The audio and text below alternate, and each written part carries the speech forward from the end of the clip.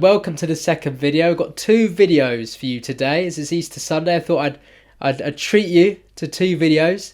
And today we're going to be talking about Tony Blair and how Tony Blair changed the Labour Party for the worse. Basically, he really changed the Labour Party. Did he change the DNA of the Labour Party? Well, if he did change the DNA of the Labour Party, I wouldn't be here making these videos. I don't believe he did. But I do believe he changed the makeup of the Labour Party, especially the people in charge, which is always quite an important thing in any organisation, who's actually in charge of it.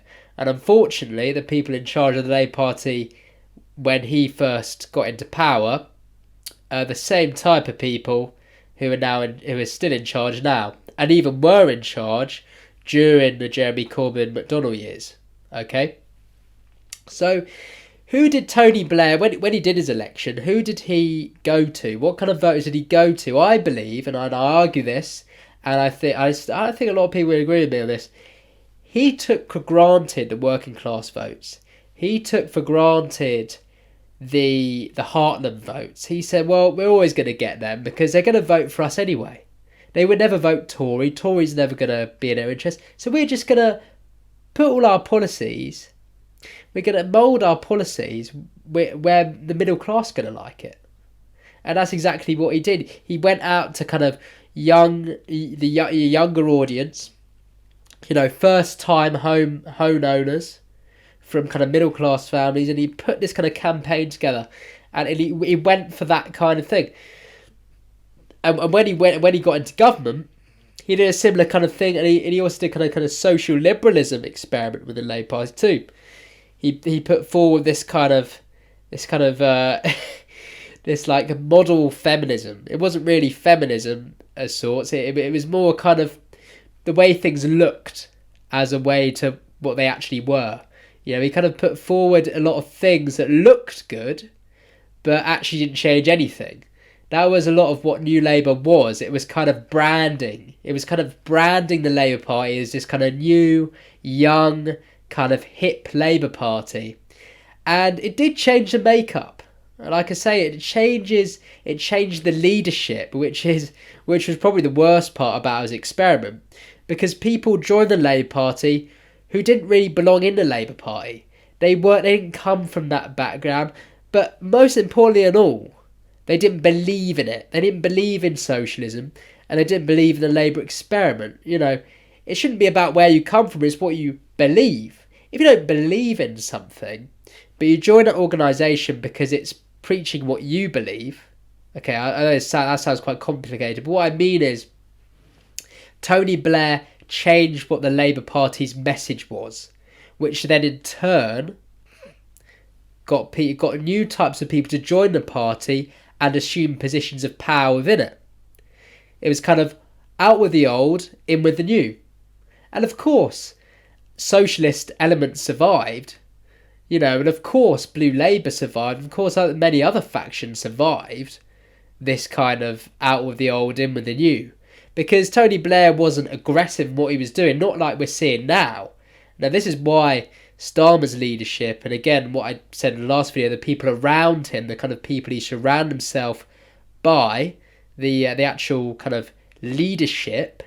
And when I talk about leadership, I'm not talking about the visible figures you see when you look at kind of Labour leader. Oh, he's a leader, whatever, the MPs. No, we're talking about people, in the city. We're talking about people who are actually running the show within the actual party. Because a political party is like an organisation. You've got people in it. You've got lots of different levels of leadership within that party. Because you have candidate selection programs. Some people get selected, some people don't. It is like an organisation. Such a big political party like that is like running a corporation. You have lots of different leadership bodies within that.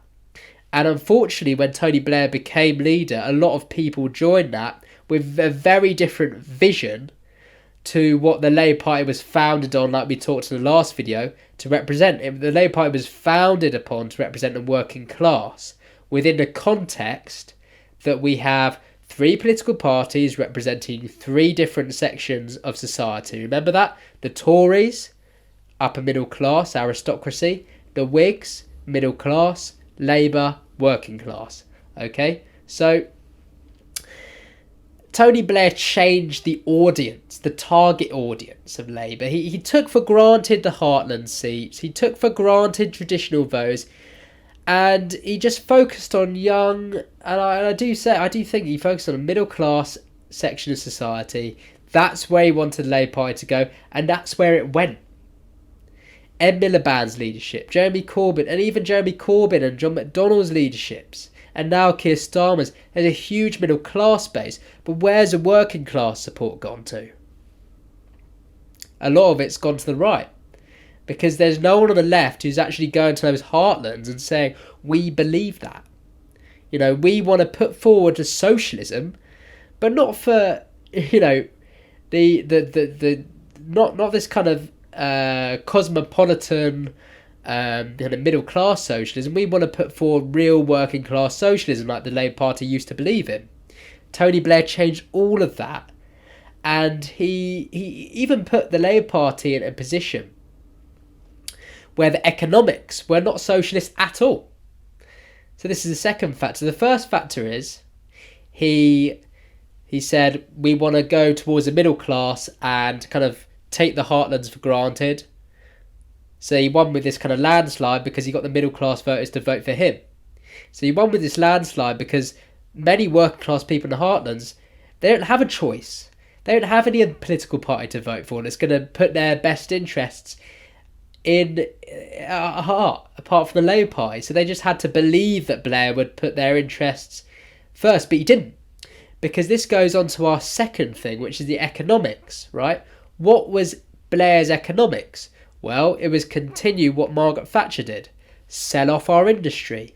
All these working class towns, cities, they're all created around an industrial hub. The workers went to work, right? They have families. Right, the women also had jobs, and if they didn't, they stayed at home. Okay, but there was a community. There was a community around an industry in a town or a city. I mean, it was so important. And what happened was Thatcher sold all of the British industry off. Right, so we couldn't even create our own stuff. That's what happened, and that's what Tony Blair continued to do. He sold off our industry, and then he said, "Oh, it's okay." And then he also push Labour towards a pro-European stance.